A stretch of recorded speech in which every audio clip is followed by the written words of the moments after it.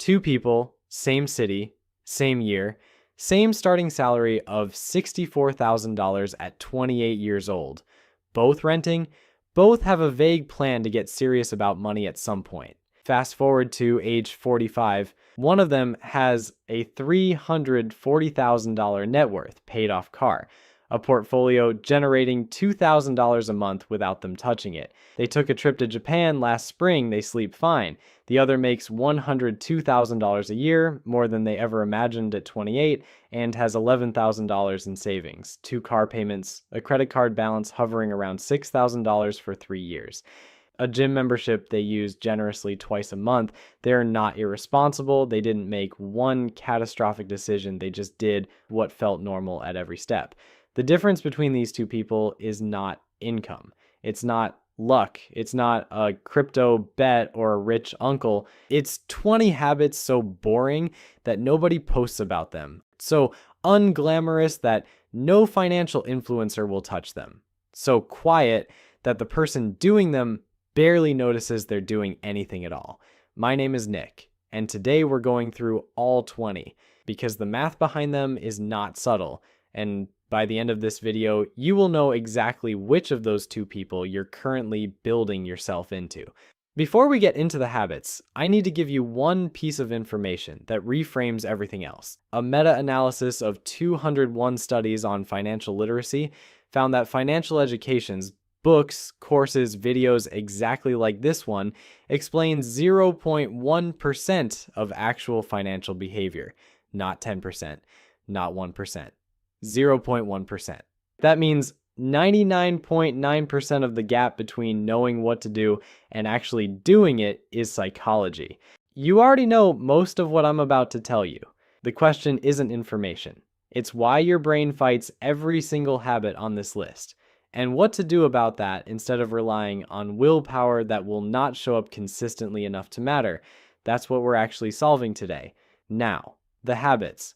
Meet Derek. Derek makes $67,000. He has 3 streaming services, a fitness app from a January resolution, a VPN he set up once and forgot about, and a DoorDash habit that started during COVID and quietly became his entire personality.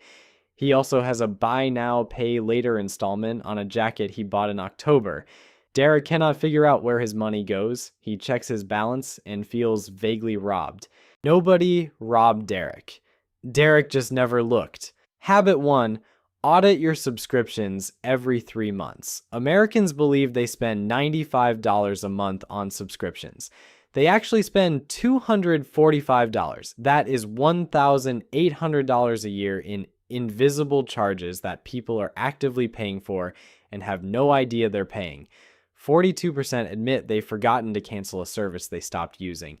And here's the part that isn't an accident. There's an entire field called friction design, deliberate interface engineering to make the cancel button harder to find than the subscribe button.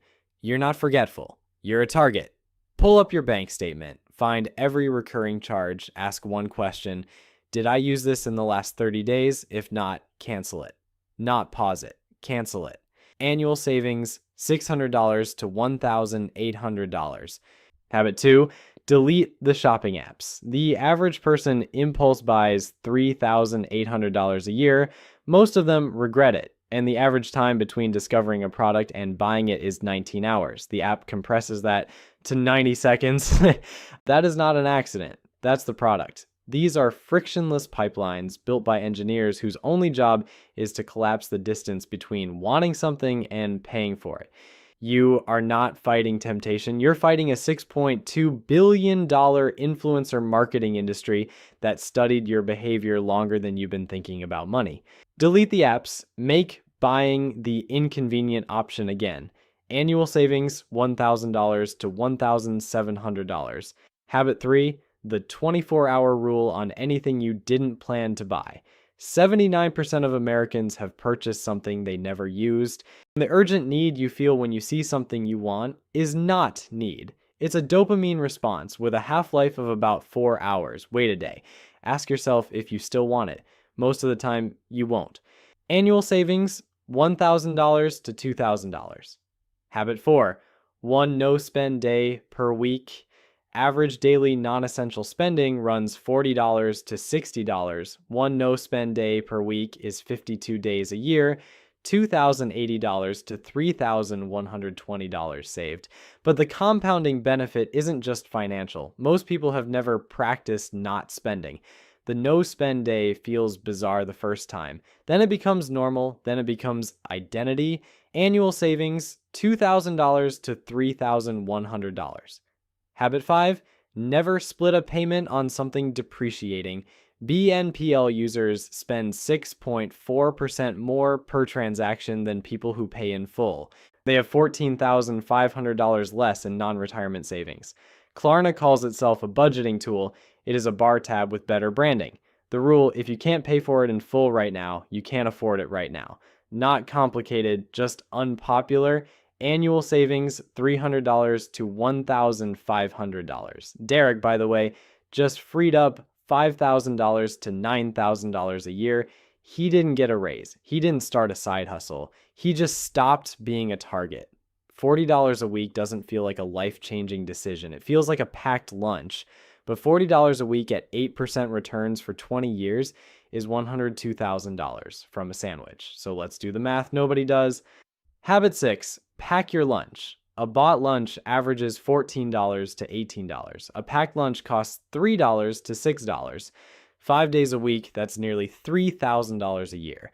Invested at 8% for 10 years, $44,000. For putting last night's leftovers in a container, the reason people resist isn't the effort, it's the social signaling. Eating out with coworkers feels like connection. Eating a sandwich at your desk feels like losing, but the person who built the $340,000 net worth at 45 was eating the sandwich. They just didn't tell anyone. Annual savings, $2,600. Habit 7, cook at home more than you eat out. Americans now spend more at restaurants than on groceries. The average household drops $950 a month eating out versus $667 on groceries. A home-cooked meal costs $4 to $5 per serving. A restaurant meal runs $13 to $20. Delivery is 5 times more expensive than cooking at home. Replacing 5 restaurant meals a week with home cooking saves $3,200 to $3,800 a year. That is a return flight to Europe every year. Just from eating where you already live, annual savings $3,200 to $3,800. Habit 8. Track your spending. Not budget it, just look at it. Budgeting implies restriction, which most people resist. Tracking is just information, and it turns out looking is enough to change behavior. People who review their spending weekly are 30% more likely to save over 10% of their income than people who check quarterly. Among people who never check, only 10% save more than 10%. Among daily checkers, it's above 50%. You don't need a color-coded app with motivational push notifications. You need to look at your bank statement once a week, like a normal person checking if they have money. Meet Marcus. Marcus just signed a 7-year loan on a $58,000 truck. He negotiated the monthly payment down to $880, and he feels genuinely good about this. The dealership was very complimentary about his negotiating skills. Let's run what this actually cost him. Habit 9, drive a paid-off car longer than feels comfortable. The average new car payment is $825 a month. That's $9,900 a year. New cars lose 20 to 30% of their value in year 1. And here's the detail that makes Marcus's situation specifically unfortunate. The dealership doesn't make money selling him the truck. It makes money selling him the loan. The F&I office, finance and insurance, generates more profit per transaction at most dealerships than the entire sales floor combined. Their job is to keep Marcus focused on the monthly payment. The monthly payment is the trick. Over 7 years, Marcus spends $66,360 in payments on a vehicle worth maybe $18,000 at the end. Then he'll almost certainly trade it in, roll the remaining balance into a new loan, and start over. 29% of buyers do exactly this, starting their next loan $7,064 underwater before they've driven a mile. Marcus is not a bad negotiator. Marcus is playing a game the dealership designed. The alternative, a 3 to 5 year old reliable vehicle paid off, run into the ground. A 2021 Honda Civic is mechanically identical to a 2026 Honda Civic, except someone else already absorbed $14,000 in depreciation for you. There's nothing to post about this. It works anyway. Annual savings, $9,200. Habit 10, buy used for major purchases. Average new car, $49,000. Comparable used vehicle, $32,000. That's $16,000 on day one that you didn't spend on something that functions identically. Used furniture costs 50 to 80% less. The only expensive thing about buying used is the ego cost. Ego does not compound. Habit 11, never finance a depreciating item. Marcus has a cousin who financed a sectional sofa on a 0% interest promotion. The 0% expires in 12 months. He will not pay it off in 12 months. The rate retroactively jumps to 29.99%. This is not a surprise to the lender. It is the plan. The offer exists because the math works in their favor when the promotion lapses, and it lapses for most people. Depreciating items get paid for in full or not at all. Financing a couch is paying rent on something that loses value while you make payments on it. Half of people earning over $100,000 a year are living paycheck to paycheck. And 41% of workers earning $300,000 to $500,000 report the same. Meanwhile, 1/3 of American millionaires never earned six figures in a single working year. Not once. Income creates the opportunity to build wealth. Only behavior determines whether you take it. Meet Sarah. Sarah got a $12,000 raise last year. She has $400 more in savings than she did before the raise. The other $11,600 found places to go. Habit 12. Bank 100% of every raise. Studies estimate 70 to 80% of every raise gets absorbed into increased spending within 6 months. The raise lands and feels like a 20% increase, and 6 months later, it feels like a 4% increase. The money found a life to match. The counterplay, pre-commit the raise before it arrives. Set up the automatic transfer before the new paycheck hits. You were living on your old salary last month, you can live on it next month. This is the single most powerful habit on this list for anyone with growing income, because it exploits the only moment when saving money doesn't feel like losing anything. The moment before you got used to having it. Habit 13, treat savings like a non-negotiable bill. Vanguard data shows auto-enrollment in retirement plans boosts participation from 64% to 94%. The Save More Tomorrow program took average savings rates from 3.5% to 13.6% in 40 months. Not by changing what people wanted, but by changing the default. Savings is not what's left over after spending. It is the first payment you make. Rent isn't optional. Neither is savings. Habit 14. Stop letting credit card rewards justify overspending. MIT researchers found people pay up to 83% more when using a credit card versus cash. Across studies, card users spend 12 to 18% more. If your household charges $30,000 a year and overspends by 15%, that's $4,500 in excess spending to earn maybe $450 in cash back. You are paying $10 for every $1 of free money. The miles are not the point. You are the point. Habit 15. Negotiate your bills once a year. 92% of people who asked for a lower cable or internet bill got one. Average savings, $550 per bill. 3 bills a year, $1,650 for 3 phone calls. Companies price retention deals higher than acquisition deals because they know most people won't call. Be one of the people who calls. Annual savings, $1,100 to $2,800. Habit 16.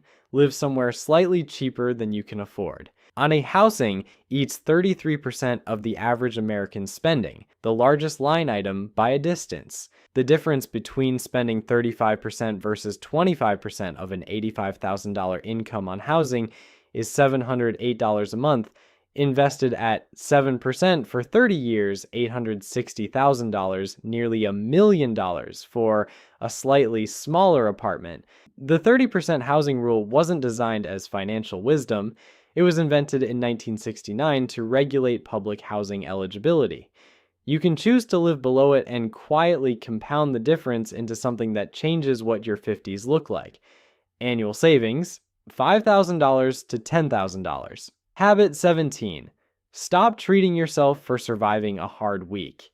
69% of Americans admit emotions drive their spending. The average American spent $5,100 on retail therapy in 2025. 43% of emotional spenders have gone into debt doing it, not once, consistently, and 54% now call it self-care. Burning your savings account has been rebranded as a healthy boundary. We've really done something special with language. The dopamine hit from a purchase lasts minutes. The credit card statement lasts a month. If your primary stress management tool is spending money, you are paying a $4,589 annual subscription fee to feel okay. That subscription never pays out, and it's the one bill nobody thinks to cancel. Annual savings, $2,000 to $4,000. Here's what I want you to feel right now, because numbers on a screen don't feel like anything. What $25,000 a year in recovered money actually feels like is turning down a Sunday afternoon shift because you don't need it. It's your kid mentioning a trip and you saying yes without doing math in your head. It's getting the car repair estimate and feeling annoyed instead of terrified. It's knowing that if your company laid off half the department tomorrow, you would not panic. You'd be inconvenienced. That's what we're building. Not a number, a different relationship with every decision that involves money. Habit 18. Max your employer's 401k match first, always. 25% of workplace savers don't contribute enough to capture their full employer match. The average worker who misses it forfeits $1,550 per year. Over 30 years at 7% returns, $155,000 left on the table. In money, your employer was contractually trying to give you. If your employer matches 50 cents on the dollar up to 6% of your salary, and you're contributing less than 6%, you are leaving the only guaranteed 50% instant return available to ordinary people sitting in a conference room with nobody to pick it up. Habit 19. Keep your emergency fund somewhere separate and slightly inconvenient. 59% of Americans can't cover a $1,000 emergency. 27% of younger adults who had emergency savings admitted spending it on something discretionary, vacations, clothes, not the emergency it was supposed to fund. Move it to a separate high-yield savings account paying 4 to 5% APY. The extra interest is real. But the more important reason is friction. Out of sight is out of temptation. The emergency fund you can't impulsively touch is the one that's actually there when the transmission dies at 7 p.m. on a Friday. Habit 20. Understand that income is not wealth. The Ramsey Solutions study of 10,000 actual millionaires at 79% received no inheritance, 73% never carried a credit card balance. Their most popular car was a used Ford F-150. 1/3 never earned six figures in a single working year. Not once. The people who built actual wealth are not the people who earn the most. They're the people who consistently kept more than they spent, invested the rest, and did that boring thing for long enough that compound interest started doing more work than they did. It doesn't photograph well, but it is the only mechanism that actually works.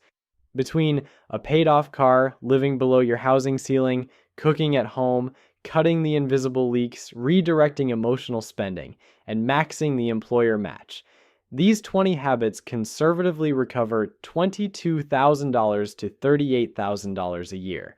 The midpoint, $30,000 invested at 8% crosses $100,000 in under 3.2 years. In 10 years, $362,000. In 20, $1.1 million. In 30, $3.3 million on habits that require no raise, no side hustle, no expertise, just the willingness to be slightly less impressive at the surface level. These habits are socially invisible. The person with the new truck gets noticed. You, driving the paid-off Civic, do not. The person maxing their match and canceling 2 subscriptions is not the most interesting person at the table, but at 45, they check their portfolio on a Tuesday morning and realize they don't actually have to keep working if they don't want to. That's not a number. That's every Monday for the rest of their life that they get to choose. That is the prize at the end of boring. Here's the proof. Ronald Reed pumped gas for 25 years, then cleaned floors at JCPenney for a decade. He drove a second-hand Toyota Yaris, parked 2 blocks away to avoid the meter, and wore a coat held together with safety pins. A stranger once paid for his breakfast. He didn't correct them. He invested roughly $75 a month, the same boring dividend stocks reinvested, never touched, for decades. When he died at 92, he left $8 million to his community. Now, you know exactly how that works. You've just seen the math, the car, the meals, the subscriptions, the raises he never inflated into, the match he never declined. $75 a month at 10% for 69 years. The coat was fine. There is no trophy for looking wealthy. There's only the gap between what comes in and what you keep. 20 habits. Start with the one that's costing you the most right now. And you probably already know which one that is. The first $100,000 is the hardest. After that, the snowball rolls on its own. You just have to get it to the top of the hill.